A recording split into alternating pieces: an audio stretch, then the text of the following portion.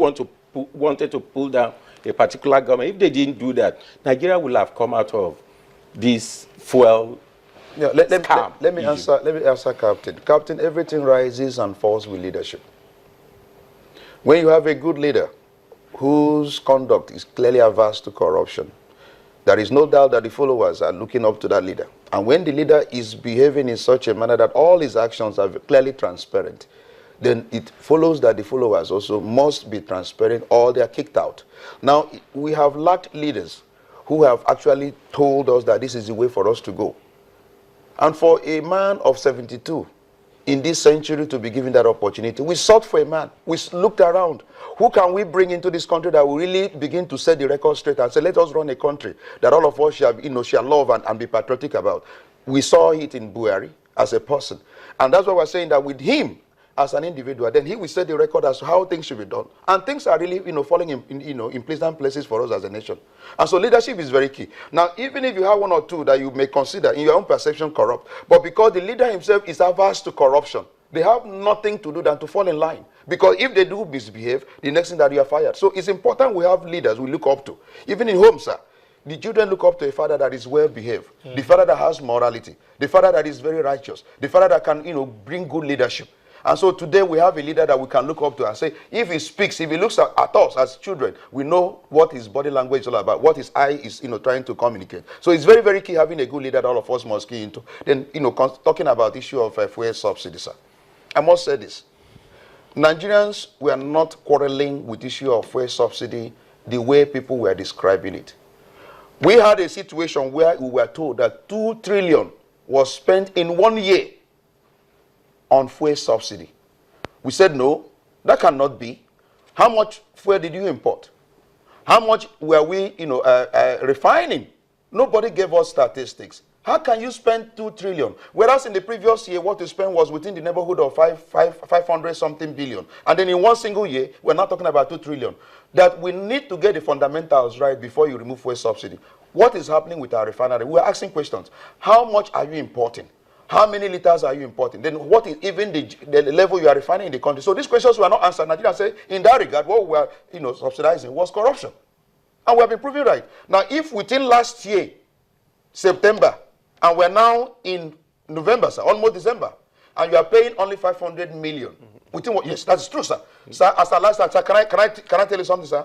The last payment that was made on oil subsidy was as at August last year, sir, 2014. I'm speaking on national television, sir, because I have somebody that is an oil marketer.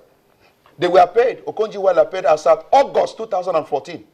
From September till date, no single oil marketer has been paid any subsidy money. So that is what the House has just approved. And that is within over a year, 500 million, and that a billion. And that makes sense. Rather than the 2 trillion we are talking in a year.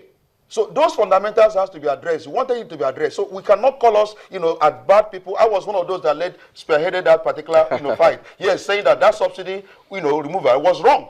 We just resumed in January, and what we hear is that you have removed oil without any explanation, and we wanted the fundamentals to be right, and nobody gave us explanation. That's why we fought against it. But for now, Nigerians now will now look at the entire thing, look at the entire scenario, all the fundamentals. If the president now wants to remove, then he has to tell us why he wants to remove it, and then we will agree with him why he should remove it. Not that suddenly, without discussion, without any consultation, you go and remove oil subsidy.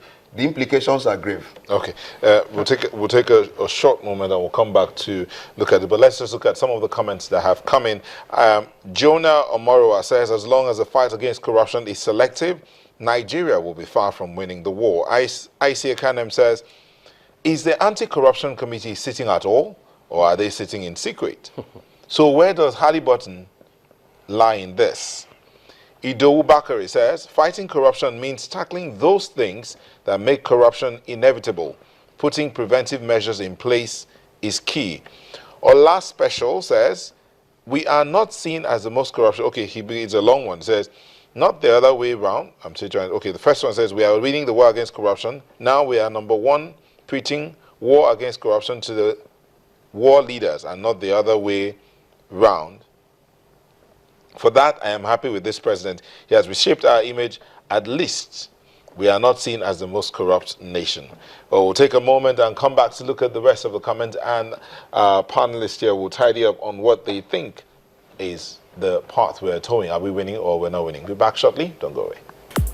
Welcome back. This is Face Up. We're looking at is Nigeria winning the war on corruption, and we have a lot of comments. Ajibade Daramola says, corrupt politicians seem to have found a new solution in blackmailing the government, and government seems to be bowing to their pressure. Nicholas Duru, methinks a combined utilization of anti-corruption agencies and technology, BVN and NIMSI as the identification agency, will greatly help the fight against graft. Chris Lexi says, as far as I'm concerned, your President Buhari is not including judiciary in his government. He doesn't think there is judgment. Oat says, it's true. That's not witch hunt, because who else has been in government for the past 16 years? It's PDP officers. Oluwafemi says, till corrupt people start getting jail sentences, then we are far from fighting corruption. You're nodding, Mr. Shelley. Thank you. I see a lot of insincerity in attempt to fight corruption. We do most of the fight on the pages of the newspapers. We are not deep. One or two examples will have done the magic, and then the rest can be done underground, and we will see the effects. I can't see much effect as at now. The civil service structure is still the same. You want us to do something like what happened about 8 or 9 years ago, where we had two major people. I mean, the Inspector General of Police at that time went to jail, and the former governor was sentenced, went to jail for corrupt practices. Yes. But after that, all the cases that followed suit have been on bail. Well, so that's why I said the judiciary is sleeping, the judiciary is not doing its work, and nobody is to change them. So there is something fundamentally wrong with the system. Maybe the system of government we are running is even faulty, which we haven't looked into. There was this Constitutional Conference report. There are a lot of recommendations that were made there to review and to restructure Nigeria. Maybe if we go into true federalism, when the center will be weak and regions will be a little bit, they will have states, you mean? States, and we go to region, and then states who have enough powers, enough resources to develop themselves, so that the president will just be a ceremonial one, commissioning projects. The one will give room for competition among states, to give competition on among regions, and there will be cooperation. But having to fight corruption the way we are doing, we only travel outside the country to call everybody a thief, call everybody names, demean Nigeria itself as a country. It's affecting the even the investment that should come into the country that could possibly stop some of the corruption we are talking about.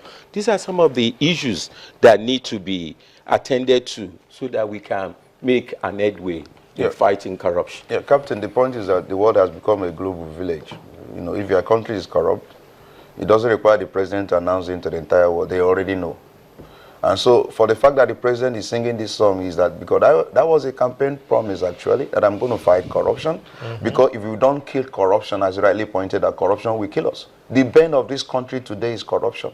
That our children cannot obtain good education is corruption. That our clinics, our hospitals have become mere consulting clinics is issue of corruption.